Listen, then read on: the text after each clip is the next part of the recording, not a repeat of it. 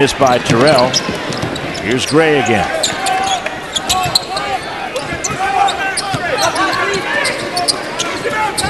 Inside Harris. Missing. Both teams are missing the mark here. Some construction helmets on those people on the baseline. But to get back to your point you were making earlier about the offensive rebounding of Gonzaga, who averages over 11 offensive rebounds a game, they're not getting them today. No, they're not. Wake's doing a nice job.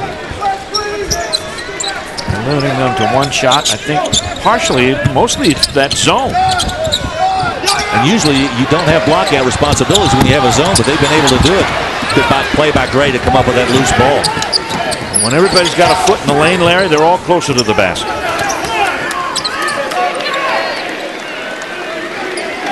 Gray out front and takes some time down off the clock. The shot clock and the game clock are about 3 seconds apart. And Gray will wait until the defense comes out to get him.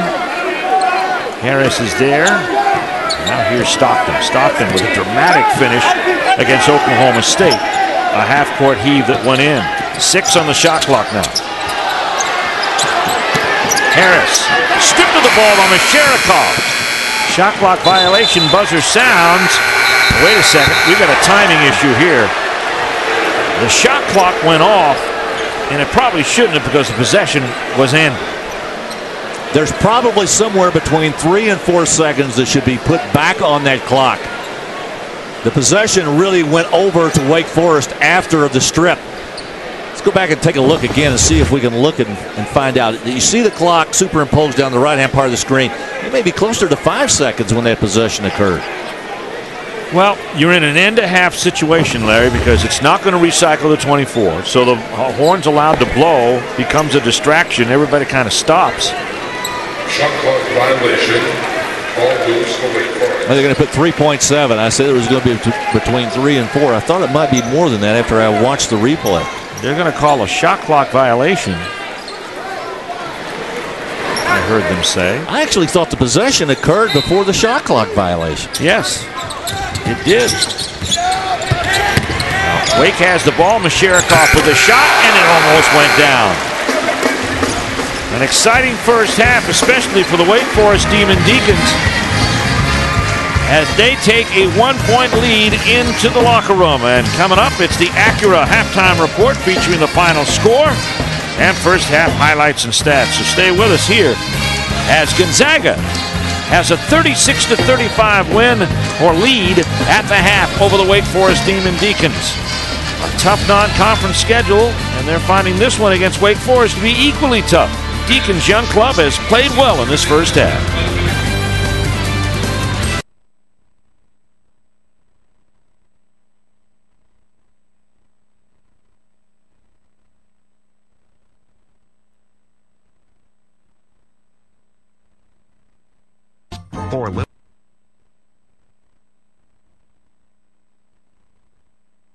ACC Sunday Night Hoops is delivered to you by Pizza Hut. Enjoy all your favorite pizzas at new lower menu prices. Your favorites, your Pizza Hut. And by Touch of Gray. Get rid of some gray, never all.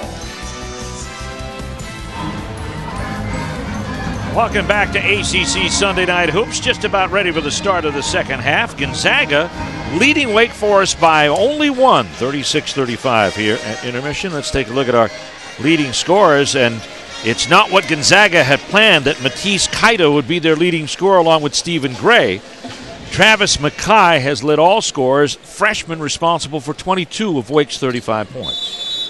And let's go to the sidelines and the third member of our broadcast crew, Stephanie Reddy.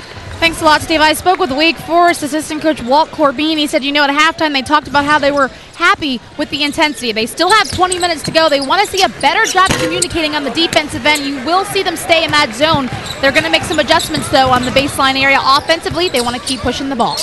Wake has had a problem this season matching the intensity of its opponents at the beginning of games, and they've had to climb out of a lot of double-digit holes, sometimes successfully, sometimes not.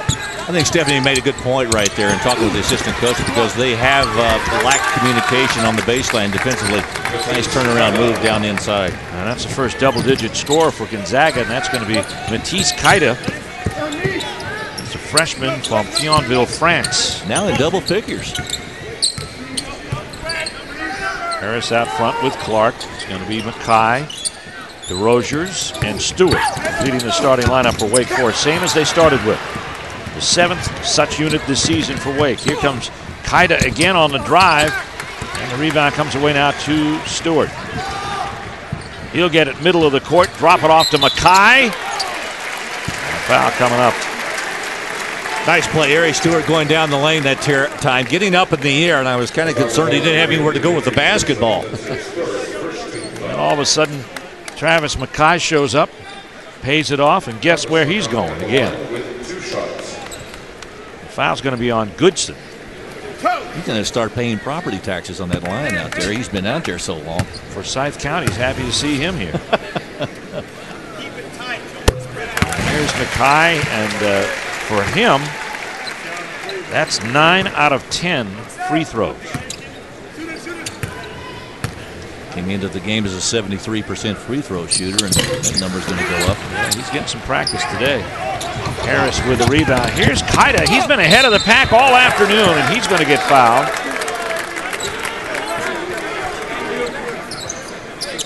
This young man out of France. That's a second first-team foul. You know, Steve, he's only averaging 2 points a game, but he has really been the aggressor today. I mean, he's the guy that really has pushed himself and this offense to get Gonzaga down the floor. And his start really comes at the misfortune of another starter who's been out, Mattis Merninghoff. Merninghoff had one of those strange ankles. He didn't remember where he turned it. It didn't happen in any game action. He's missed the last 2 games. Kaida has started for him. He went scoreless against Oklahoma State, but he's had an impact here this afternoon. Clark at the foul line. Won't go home for him. DeRozier's tips the ball out of bounds. It'll be Gonzaga ball. You know, the thing about Gonzaga is that Mark Few has had a lot of different leading scorers or guys who've played prominent roles. It helps.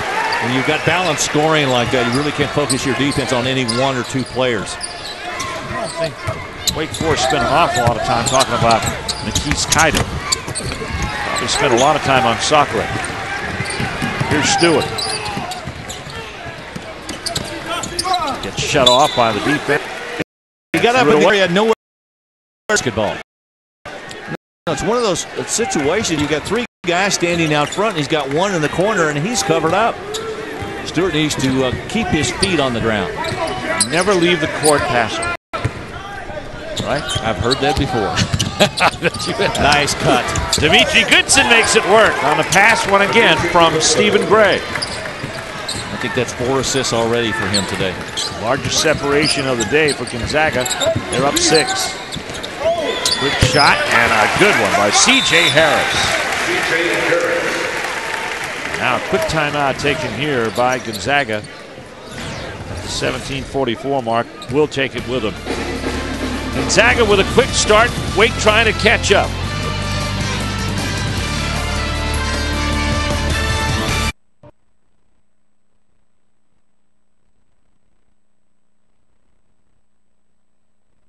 They're talking that Mike Scott is their leading returning scorer.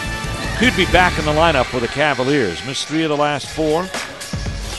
Leads the team in scoring. And that'll be our 5:30 game, 2:30 Pacific right here on Fox. Matchup against an LSU team that is somewhat depleted. They play a lot of freshmen, very young team. Trent Johnson, the coach down at LSU in his 3rd year. Here's Kaida again. Good penetration. Gray out front. And again, Wake Forest back into that zone defense. You can see the communication right there. They're handing the players over as Gray went right and shot it. Misses the shot. Sakura gets the offensive rebound. Only their 2nd of the game. They'll go to work in the post. Goodson finds Harris. And just like that, in the middle, Gonzaga goes to work, 44-38. Of course, got to be very careful. This game could get away from them in a hurry. Gonzaga is starting to pick up their offensive game. Wake Forest is yet to find the basket as efficiently as they usually do. They're usually a better shooting team than what they put on display here. Ball tipped. It was tipped by Gray, and then Clark got a hand on it and went out of bounds. So another turnover, and they've had 3 here early in the second half. Yeah, Gary Clark got his hand up there. It was almost like he was passing it by, and it just went off of his fingertips. Stephen Gray right there, the young man, the 6'5" guard. Had an awfully good afternoon. He's going to have a lot more this season, too. Steal by Ty Walker, who just came in the game. Off pass up from Mackay. Kick out for the 3 from Harris. No. Well, they have really struggled from beyond their 3-point line. Gray wide open. Beautiful pass from Kaida. And it's an 8-point lead, biggest of the afternoon now for Gonzaga. A 10-4 Gonzaga run. Kaida with a little payback to Gray. He's given him so many today. Nice turnaround jump shot. That's a good sign for Wake Forest. They can get that out of Ty Walker. They know what they can get defensively. Walker's got a good-looking stroke. He does. Sakre now. Double team. Dimitri Goodson gets to the foul line. There's that zone again. And Goodson finds a way to score in between the seams. 48-40. Zags from the West Coast Conference, and they've ruled that conference for 10 years. I was asking Mark Few about that earlier. I said, are you guys back in it again? And he says, yeah, oh yeah. He says, 2 clubs after St. Mary's and Portland this year. Timeout on the court with 15:33 left to go, and Gonzaga starting to open up a lead.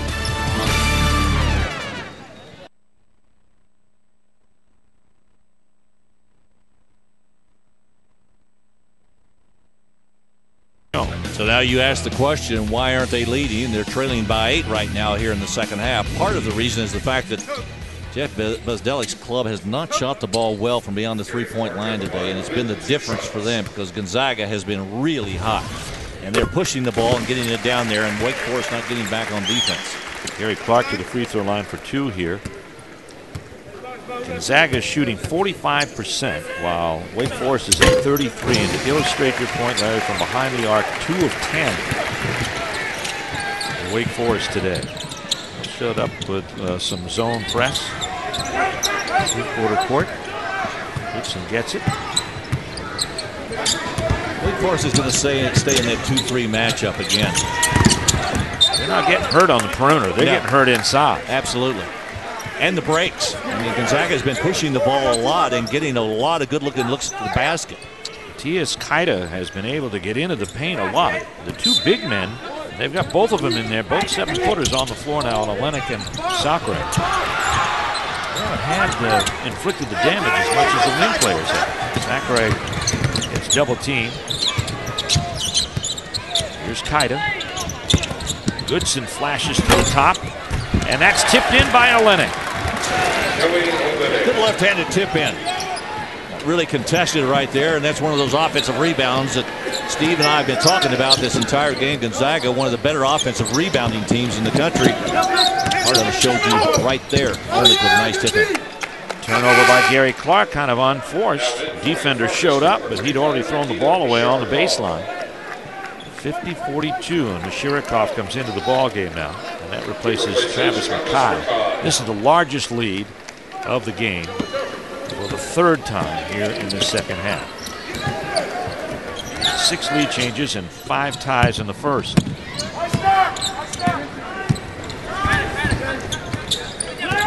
Dimitri Goodson. Double screen up top. Don't think you don't screen against a zone defense. You can, and most teams do. Here's Sakre inside against Masharikov. Passes to the open wing. That turned out to be Mark Few. Mark's playing days are over. he was a good heady little guard years ago, but he can't play anymore. His eligibility is gone. That would have been a nice reverse skip pass if someone had been there. The defense would have moved, Larry. Gonzaga has scored on 6 of their last 8 possessions. Here's a chance to get one back here for Wake. Here's Ty Walker, the quick turnaround. He's had 2 of those. I'll tell you what, that's not an easy shot. You know, he's a good 8 feet away from the basket, right in front of it, but still a nice shot. Junior from Wilmington, North Carolina. Here's Goodson. Olenek. Sacre inside, and that's the first basket we've seen since early in the first half from Robert Sacre. I think that's part of what the rest of the West Coast Conference is going to see this season, because this guy is really strong on the inside. Not having the kind of day he usually has. As we've said, there's always been somebody to pick things up, and Matthias Kaida has done